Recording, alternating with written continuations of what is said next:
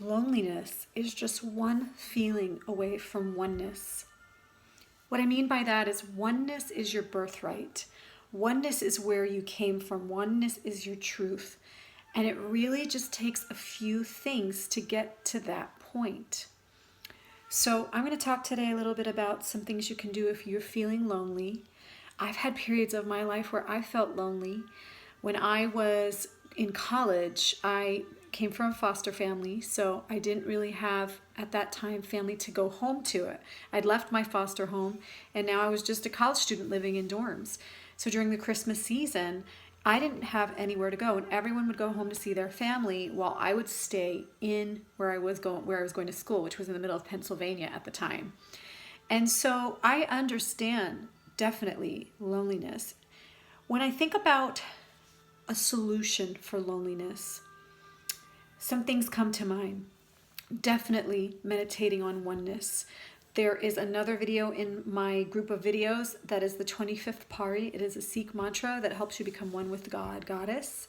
And chanting that 25th Pari might seem challenging at first, but just take like an hour to practice it on the first day. And then if you chant it for between 40 to 120 days, it helps restore your feeling of being separate.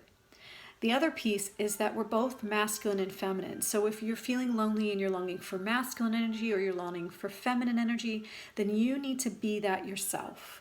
Feminine qualities are the nurturer, the empathic energy, receiver. So if you're longing for feminine, then be a nurturer to yourself. Be empathic. Be someone who's a receiver. Start receiving more. If you're feeling lonely for the masculine qualities of divine masculine, when we think of it, divine masculine in the spiritual aspect of God, because God is both male and female, and we're aspects of God. We both have male and female in us. So the masculine is the action-oriented, protective energy. So take action in your life if you're feeling like you're longing for masculine energy. Be a protector of yourself. Create boundaries in your situations. Create finances that give you stability. And that's a whole other video, how to create finances that create stability. But you need to seek that. And that leads me to the next point, which is, what is loneliness trying to teach you? Focus on what wound is it bringing up that it wants to teach you about. It wants to teach you about something that you're wounded from. My wound was not having family. I had to seek family. I created my own family eventually. I was blessed to get married, and my husband's parents took me on like family, and my stepchild and my current children. So, it sometimes takes time to find what you need to heal, but if you seek it, you will find it.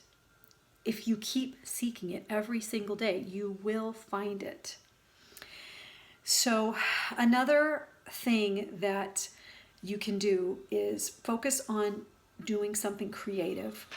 Creative energy is the energy of divine, and it's all about starting to feel more connected to the divine. So if you start to do something more creative, I was a musician. I'm still a musician, but I was really focusing a lot at that period of my life on being a musician. And so the creative energy always would take me, singing would take me back to a state of peace. Doing music would take me back to a state of peace. Whatever creative energy that you can do, it doesn't matter if you're like really good at it or not. Doing something creative is going to connect you back to spirit, because spirit is a creator.